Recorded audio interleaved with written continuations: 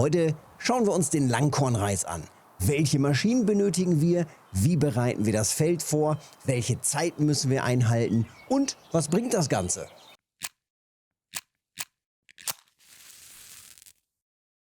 Wir legen los. Wir haben hier den ganzen Fuhrpark auch schon stehen. Natürlich benötigt man einen vernünftigen Traktor, aber natürlich reicht auch ein Traktor. Damit das ein bisschen leichter ist, habe ich jetzt hier mehrere stehen.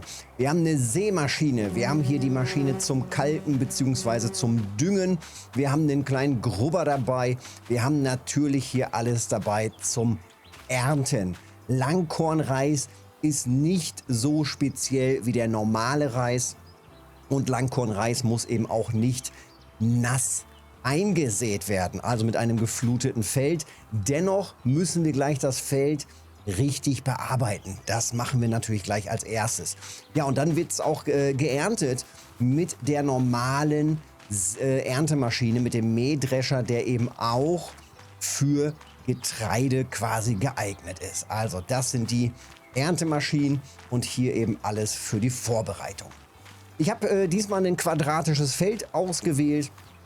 Wir haben jetzt hier den Kasten, also das Feld, wir gucken mal eben im Überblick, also das ist hier gerade das Feld, Feld 33. Und ich hatte noch überlegt, ob ich das vielleicht nur zur Hälfte bearbeite. Das schauen wir uns jetzt mal im Baumenü an. Also Steuerung P und schon sind wir hier im Baumenü. Wir gucken uns das mal so schön quadratisch hier oben an und dieses Feld können wir jetzt zu einem Reisfeld umarbeiten. Das heißt, wir gehen hier oben links auf das zweite Menüfeld, klicken dann zweimal nach links oder wählen dann hier eben diesen Bereich aus, wo die Oliven sind und die Rebstöcke. Und hier haben wir dann eben auch das Reisfeld. Ja, und da, wo wir jetzt anfangen, an der Seite, wo wir anfangen, da an der Seite entsteht dann auch die Wasserpumpe. Das heißt, ich fange jetzt einfach mal hier unten in der Ecke an. Ich zoome mal etwas näher ran, dann sehen wir hier auch das Werkzeug und wir fangen hier einfach in einer Ecke an, klicken hier einmal hin und sehen eben auch hier, dass dieses Tool dann losgeht. Mit Escape kann man es dann einfach wieder abbrechen und dann sagen, okay, ich klicke vielleicht noch mal mehr in diese Ecke hier rein, damit wir das auch schön am ganzen Rand haben. Ja, jetzt wähle ich hier mal so ungefähr die Hälfte aus. Ich orientiere mich mal jetzt hier unten an dieser kleinen Einfahrt. Und dann machen wir hier mal vielleicht nur einen Teil von dem Feld. So. Zweiter Klick. Dann gehen wir mal nach hier oben. Schauen wir mal, dass das so ungefähr quadratisch auch wird. Und dann fehlt hier noch die letzte Ecke. Und dann haben wir das ganze Feld hier quadratisch aufgezogen. Also das Feld jetzt hier wird dann das Reisfeld. Und oh boy. Und oh boy. Was ist hier passiert? Alter Falter. Ja gut, das sind natürlich dann Reisterrassen. Das heißt, wenn wir das hier dann auch nochmal machen, Steuerung P. Ich hatte mir gedacht, komm, ich nehme einfach mal diese beiden Felder hier. So, dann machen wir das hier mal schnell noch das zweite dazu.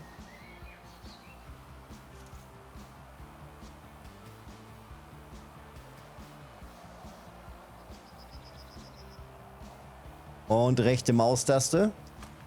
Bam. Na gut. Also, 2 Reisfelder sind angelegt und wir haben hier eine mächtige Mauer dazwischen. Das kann natürlich ein bisschen gefährlich sein. Aber wir sehen auch, wir haben eben hier dieses leichte Becken. Ne? Und eben ganz wichtig, hier ist die Wasserpumpe mit drin. Und beim Langkornreis ist es so, dass wir, wie gesagt, am Anfang kein Wasser benötigen. Der normale Reis benötigt halt von Anfang an sofort Wasser. Und hier sehen wir dann erstmal ein.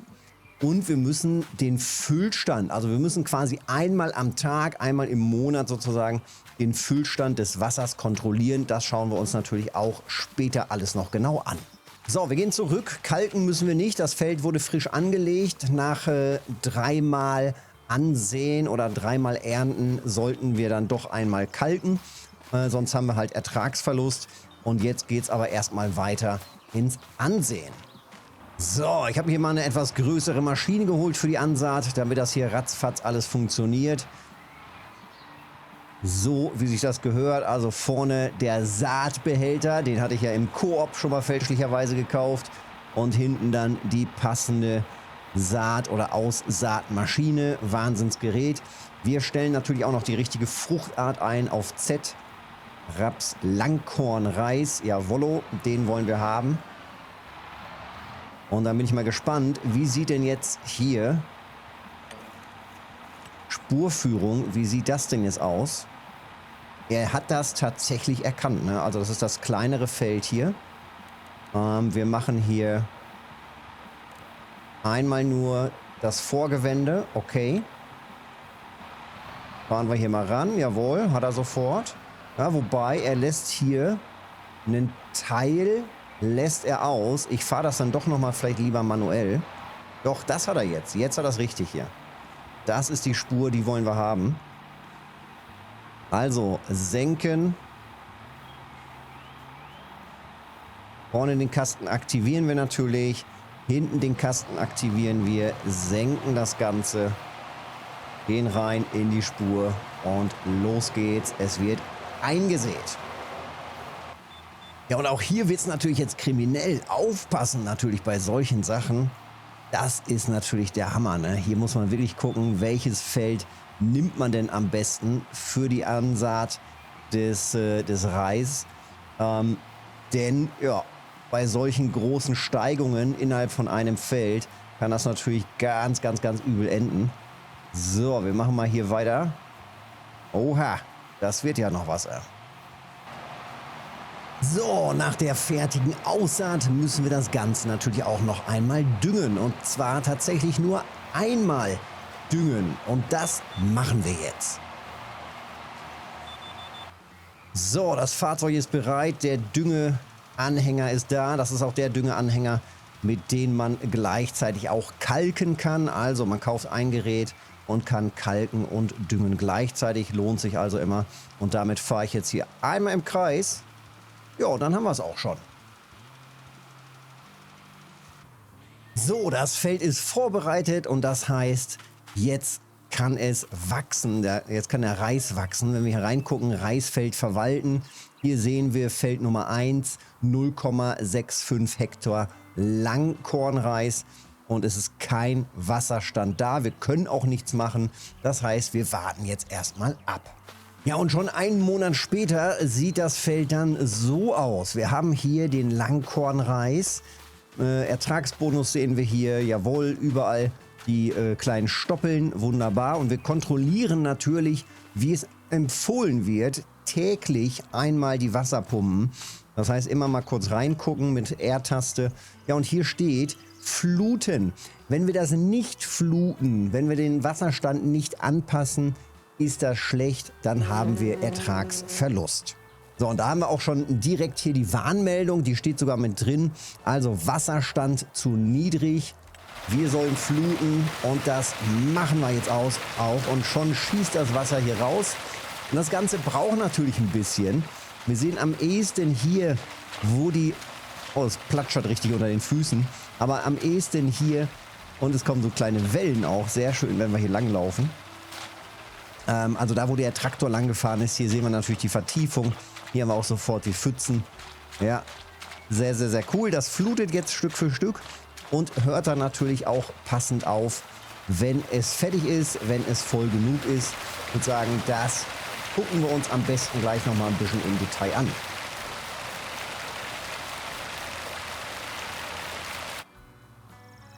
Nicht schlecht, nicht schlecht. Das ging ratzfatz, wenn man ein bisschen vorspult.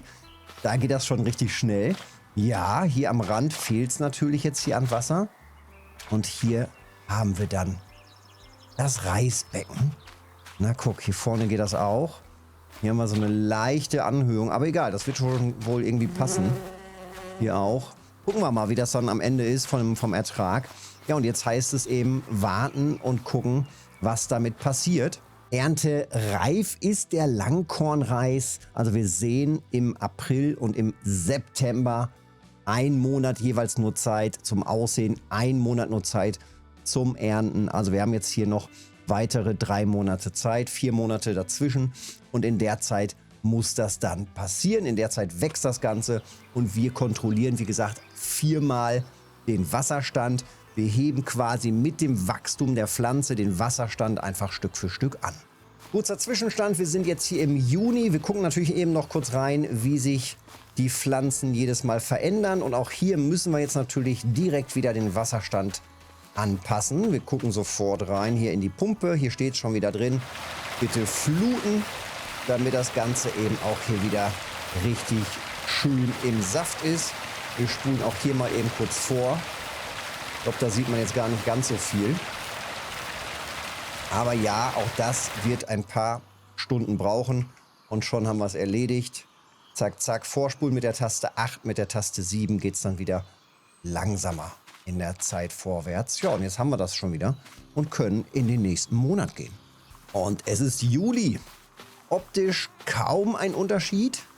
Immer noch hier oben dran, ja, so leicht gelbe Spitzen.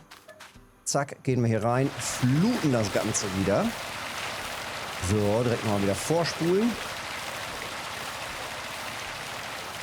Der Wasserstand füllt sich, jawohl, man sieht es hier durchschimmern. Und dann haben wir unsere Arbeit schon wieder erledigt fürs Reisfeld. Das ist natürlich ratzfatz, man muss es bloß einfach machen, man darf es nicht vergessen. Wir befinden uns im August, verregneter August. Ja, Wasser macht ja dem Reis jetzt wohl nicht so viel. Es ist der Monat vor der Ernte. Und auch hier müssen wir natürlich nochmal fluten. Nein, müssen wir nicht. Okay. Das heißt, in dem Monat bleibt das Ganze jetzt wohl trocken. Ja, sieht richtig gut aus. Zwischendrin sehen wir hier die kleinen dunkelgrünen Saaten, die Saatansätze. Ja, sehr, sehr, sehr cool. Also ein richtig großes, wogendes Feld. Das macht doch richtig Eindruck. Und das müssen wir dann im nächsten Monat, wir gucken noch mal rein, genau, nächster Monat, da ist dann schon die Ernte. Ja, das ist natürlich praktisch, sehr schön. Genau zur Ernte natürlich alles wieder trocken, das ist gut. Ja, 87% Ertragsbonus. Wir haben, ja, zwischendrin ist alles trocken. Und wir sollten jetzt natürlich auch nicht irgendwie nochmal hier reinwässern oder so, ne? Nee, steht auch nichts, alles richtig. Und das Ganze ist jetzt natürlich reif. Das heißt, wir gehen jetzt ab in den Mähdrescher und legen los.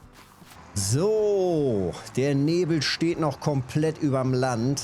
Einfach genial, wie das hier mit den Lichtverhältnissen jetzt ist. Macht richtig Bock. Ja, auch hier müssen wir jetzt natürlich aufpassen. Wir haben da hinten links und rechts und da oben vor Kopf natürlich große Steilkanten. Hier auf jeden Fall gleich nochmal genau drauf achten. So, da gehen wir ein bisschen näher ran. Ausfahren alles wie ganz normal beim Getreideernten. Und wir gehen natürlich auch hier nochmal wieder rein. Spurführung, ich glaube, ich mache hier zweimal Vorgewende. Und aktivieren das Ganze. Na, dann kann es mal losgehen. Da haben wir doch auch schon die Markierung, ja, die nehmen wir doch auch an. Aktivieren, rein da und ziehen dann durch. Es kann sein, dass am Rand vielleicht ein bisschen was stehen bleibt. Ja. Ob das nur optisch ist oder ob die auch wirklich abgemäht werden. Aber es sieht doch ganz gut aus. Gucken wir mal eben hier. Strohablage können wir, glaube ich, nicht. Ne, lassen wir auch so, wie es ist. Und das läuft doch ganz gut. Und dann muss ich jetzt bloß gleich ein bisschen drauf aufpassen hier. Man sieht ja jetzt hier die Kante vom Feld erstellen. Das ist ein bisschen schade, muss ich sagen. Das Anpassen des Feldes, das wäre natürlich nice gewesen. Wäre das Feld dann... Ja, ich hätte halt gern so ein klassisches Feld, ne?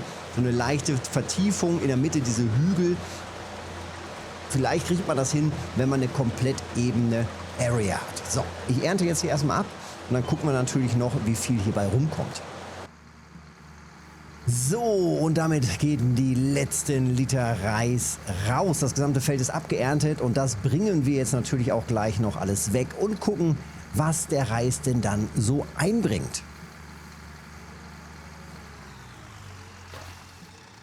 Praktischerweise hat der langkornige Reis auch jetzt im September seinen Höchstpreis. Das bedeutet, wir können ganz normal beim Bauernmarkt hier für 1000, fast 1700 verkaufen gehen. Also verkaufen wir doch jetzt erstmal hier den Reis ganz normal am Bauernmarkt zum Bestpreis. Wir haben 10.428 Liter und die geben wir jetzt ab und dann gucken wir doch mal, was das Ganze gebracht hat. Ja, das Praktische ist jetzt tatsächlich ja beim Reis, wir könnten jetzt das Ganze natürlich wieder fit machen, das Feld wieder fit machen, müssten vielleicht nur noch einmal düngen und könnten dann bald wieder loslegen. 17.662 Euro. Das ist ein ganz guter Kurs. Also ganz vernünftiger Preis für den Reis. Aber wie gesagt, man kann das eben auch noch weiter verarbeiten. Da gibt es auch noch verschiedene Produkte, die man eben auch aus dem Reis machen kann, produzieren kann. Oder man stellt sich für ungefähr 36.000 so eine kleine Konservenfabrik hin, verpackt das dann, wie gesagt, zu Reispaketen und so weiter, verkauft das dann wiederum.